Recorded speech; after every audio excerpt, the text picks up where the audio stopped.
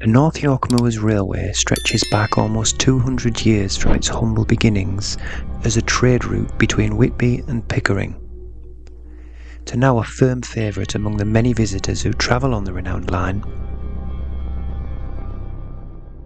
What many of those unsuspecting travellers are not aware of, however, is that maybe, just maybe, the person who was sat next to you, in front of you, or maybe even behind you, would have been the phantom passenger of the North York Moors Railway.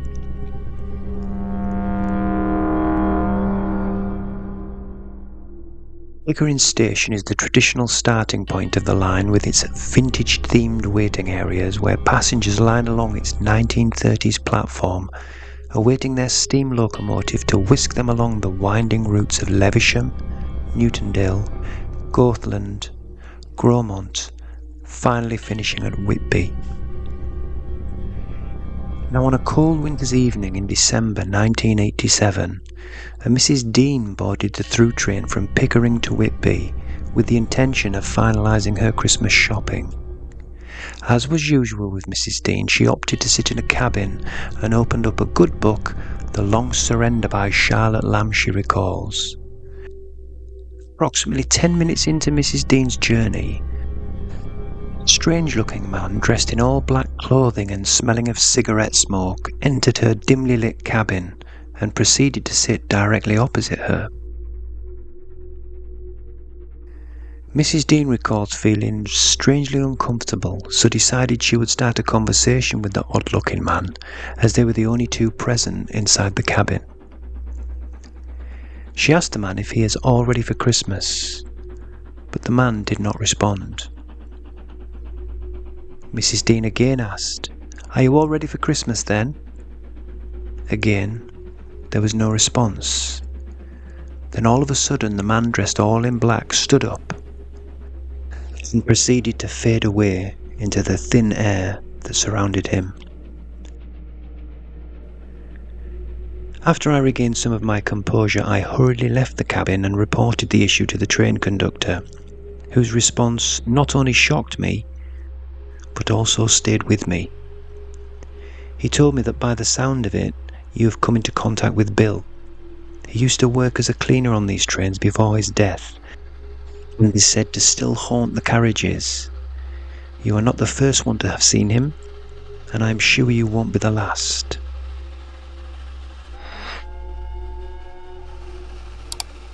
A similar incident took place in autumn of 1990, when the Brown family were on their way back from visiting friends in Gromont.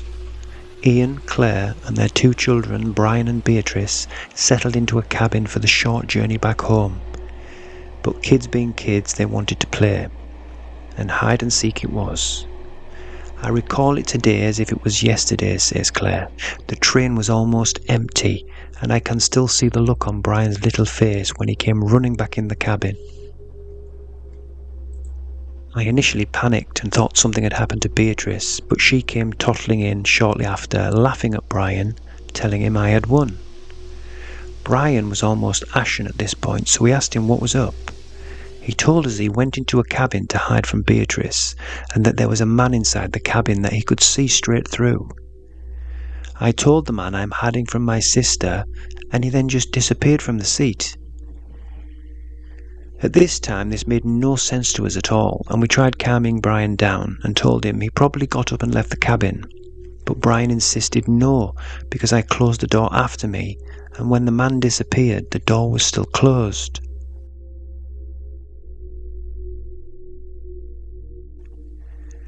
Unnervingly, a few weeks later, a news article was brought to our attention regarding a similar reported incident on the North York Moors Railway, and the article was titled "The Phantom Passenger of the North York Moors Railway," where the ghost of a man dressed in black is said to haunt the Pickering to Whitby line.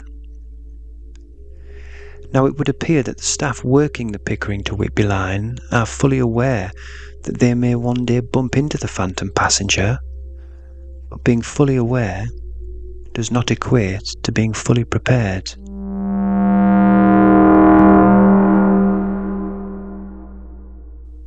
A further report indicates that on a Thursday evening in October 1991, the Pickering to Whitby train was making its way back from Whitby and made a stop at Goathland to drop off some passengers.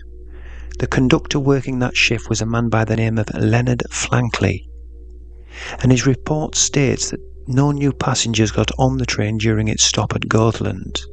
The whistle went, and we were on our way to the next stop of Newtondale. And his report is clear.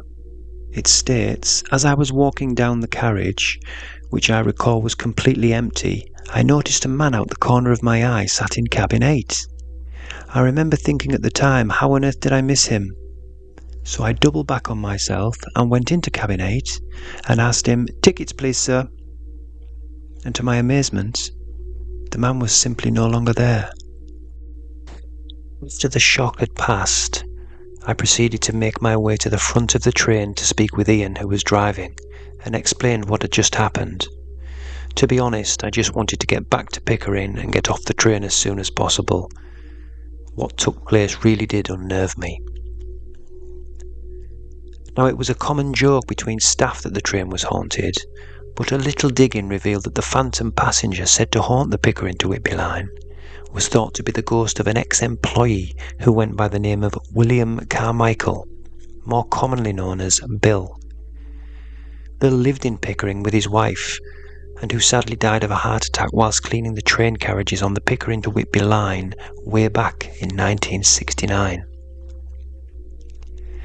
To conclude, I would say that for anyone considering riding the Pickering to Whitby line, as I have done myself, especially during the winter months, keep an open mind regarding bumping into Bill, as it seems clear he still has some unfinished business on the train that he needs to attend to.